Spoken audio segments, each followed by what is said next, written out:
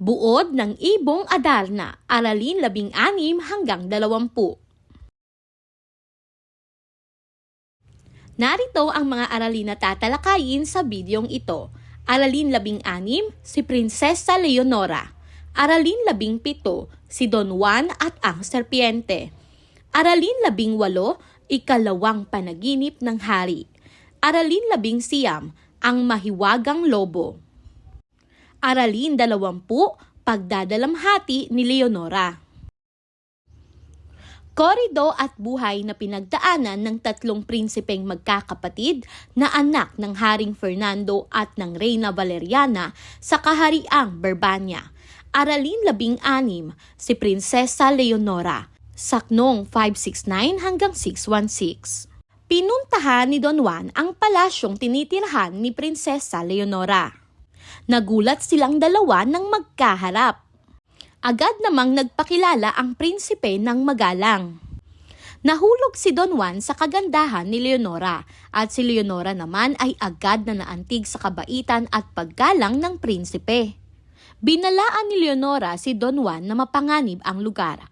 Binabantayan siya umano ng isang serpienteng may 7 ulo. Sa halip na umatras, buong tapang na sinabi ni Don Juan na handa niyang tulungan at iligtas ang prinsesa. Tanong, una, ano ang makikita mo sa ugali ni Don Juan batay sa paraan niya ng pagtrato kay Leonora? Pangalawa, kung ikaw si Leonora, papayag ka bang magtiwala agad sa isang estranghero? Bakit o bakit hindi? Mahalagang kaisipan, ang tunay na kabaitan ay nakikita agad at ito ang unang hakbang ng magandang ugnayan. Korido at buhay na pinagdaanan ng tatlong prinsipeng magkakapatid na anak ng Haring Fernando at ng Reyna Valeriana sa kahariang Berbania. Aralin 17, si Don Juan at ang Serpiente. Saknong 617 hanggang 686. Biglang sumalakay ang serpienteng may 7 ulo. Napahiyaw si Prinsesa Leonora, ngunit agad itong hinarap ni Don Juan. Matindi ang laban, tumatalsik ang apoy bawat tama ng espada at muling tumutubo ang ulo ng serpiente tuwing napuputol. Napagod si Don Juan, ngunit nanalangin siya sa Diyos at nagbalik agad ang kanyang lakas. Sa tulong nito, isa-isang naputol ang 7 ulo at tuluyang napatay ang halimaw. Nailigtas niya si Doña Leonora at sabay silang umahon mula sa balon, kasama si Doña Juana. Naghari ang tuwa nang muling magkita-kita ang magkakapatid. Habang pauwi na sana ng Berbania, naalala ni Doña Leonora ang singsing na pamana ng kanyang ina. Naiwan niya ito sa ibabaw ng lamesa sa ilalim ng balon. Hindi nagdalawang isip si Don Juan na bumalik ng kaharian para kunin ito. Ngunit sa pagbalik niya sa balon, pinutol ni Don Pedro ang tali, dahilan upang mahulog si Don Juan at magkalasog-lasog ang katawan. Napasigaw si Leonora, ngunit hindi makakilos dahil hawak siya ni Don Pedro. Sinabi ni Don Pedro kay Leonora na kalimutan na nito si Don Juan at siya na lamang ang ibigin. Sinubukan na pumalag ni Leonora, ngunit sa huli, wala pa rin siyang nagawa kundi sumama kay Pedro papuntang Berbania. Sa sakit ng kalooban, iniutos ni Leonora sa kanyang engkantadong lobo na puntahan at gamutin si Don Juan. Tanong, una, ano ang nagpapakita na si Don Pedro ay hindi pa rin nagbabago kahit ilang beses nang pinatawad? Pangalawa, kung ikaw si Don Juan at nalaman mong ipinagkanulo ka, paano mo haharapin ang sitwasyon? Mahalagang kaisipan, ang inggit ay maaaring magtulak sa tao sa kasamaan, ngunit ang kabutihan ay hindi kailanman natatalo. Korido at buhay na pinagdaanan ng tatlong prinsipeng magkakapatid na anak ng Haring Fernando at ng Reyna Valeriana sa kahariang Berbania. Aralin 18, ikalawang panaginip ng hari. Saknong 687 hanggang 730. Habang naghihirap si Don Juan sa ilalim ng balon, napanaginipan ni Haring Fernando na tila may masamang mangyayari sa kanyang bunsong anak. parang binubugbog ng dalawang lalaki. Dahil dito, muling nangamba ang hari. Samantala, nakabalik sa Berbanya sina Don Pedro at Don Diego kasama sina Doña Juana at Doña Leonora. Nagsinungaling ang magkapatid, sinabing hindi nila nakita si Don Juan at sila raw ang nagligtas sa dalawang dalaga mula sa higante at serpiente. Nais ipakasal ng magkapatid ang kanilang sarili sa dalawang prinsesa, ngunit tumanggi si Doña Leonora. Sinabi niyang may panata siya, 7 taon siyang mamumuhay mag-isa matapos pumanaw ang kanyang mga magulang. Pinayagan ito ng hari. Samantala, ikinasal naman si Don Diego kay Doña Juana. Ngunit sa puso ni Leonora, hindi matabunan ang pag-aalala at pag-ibig kay Don Juan. Nananalig siyang buhay pa ito. Para sa katanungan, una, bakit kaya agad nagduda ang hari sa panaginip niya tungkol kay Don Juan? Pangalawa, ano ang ipinapakita ng pagtanggi ni Leonora sa kasal sa kabila ng panggigipit? Mahalagang kaisipan, ang katotohanan ay hindi mawawala.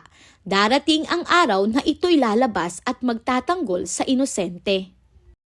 Korido at buhay na pinagdaanan ng 3 prinsipeng magkakapatid na anak ng Haring Fernando at ng Reyna Valeriana sa kahariang Berbanya. Aralin 11, ang mahiwagang lobo, saknong 731 hanggang 777. Habang masayang-masaya ang buong Berbanya sa kasal ni na Don Diego at Doña Juana, si Don Juan naman ay nakahandusay sa Armenia. Lasog-lasog ang katawan matapos ipagkanulo. Mabuti na lamang at dumating ang lobong inutusan ni Doña Leonora. Kumuha ito ng mahiwagang tubig sa ilog Jordan. Pinahiran ang bawat sugat ng prinsipe at unti-unting gumaling si Don Juan hanggang makalakad muli.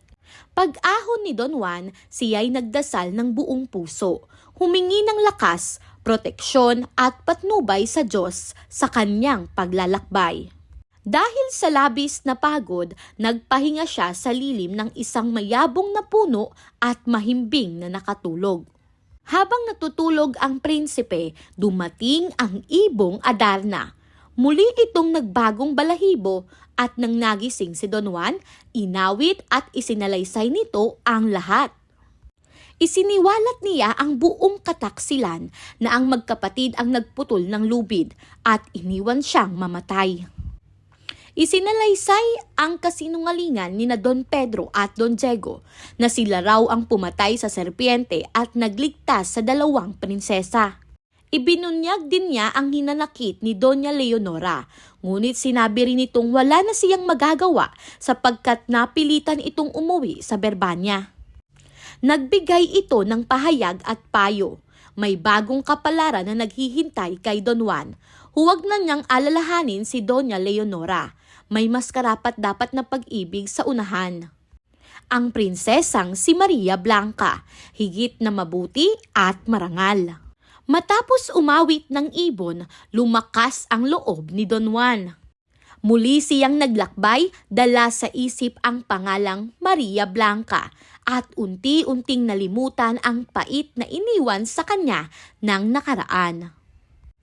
Tanong, kung ikaw ang nasa kalagayan ni Don Juan, makikinig ka ba sa payo ng ibong Adarna na kalimutan ang nakaraan at magsimula muli? Pangalawa, ano ang mas mahirap gawin? Patawarin ang nagkasala o iwan ang pananakit upang simulan ang bagong paglalakbay? Mahalagang kaisipan, may mga sugat na gumagaling lamang kapag natuto tayong tanggapin ang katotohanan at sumulong sa bagong kapalarang nakalaan para sa atin. Korido at buhay na pinagdaanan ng 3 prinsipeng magkakapatid na anak ng Haring Fernando at ng Reyna Valeriana sa kahariang Berbanya. Aralin 20, pagdadalamhati ni Leonora, saknong 778 hanggang 795. Habang si Don Juan ay patungo sa Reino de los Cristales upang tuparin ang panibagong hantungan na sinabi ng ibong Adarna, Si Doña Leonora naman ay nananatiling malungkot at nag-iisa sa Berbanya. Araw-gabi siyang tumatangi sa kanyang silid at paulit-ulit na binabanggit ang pangalan ni Don Juan, umaasang babalik ito. Ang 7 taong pag-iisa na kanyang hiningi kay Don Fernando ay hindi para magluksa lamang, kundi upang takasan ang kasal na pinipilit sa kanya. Hindi niya kayang pakasalan ang sinumang hindi niya mahal. Sa puso niya, si Don Juan pa rin ang tanging iniibig. Ngunit habang siya'y naghihintay, hindi niya alam na si Don Juan ay unti-unti nang nagkakaroon ng bagong pag-ibig. Ang damdamin ng prinsipe ay nagsisimula ng magbukas para sa ibang kapalaran. Tanong bilang isa, tama bang hintayin ng isang tao ang pag-ibig kahit hindi tiyak kung babalik pa ito? Pangalawa, kailan kaya dapat tanggapin na nagbago na ang damdamin ng isang taong minsan nating minahal? Mahalagang kaisipan, ang pag-ibig ay hindi laging nagtatapos ayon sa ating inaasahan, ngunit laging may bagong simula para sa handang magpatuloy.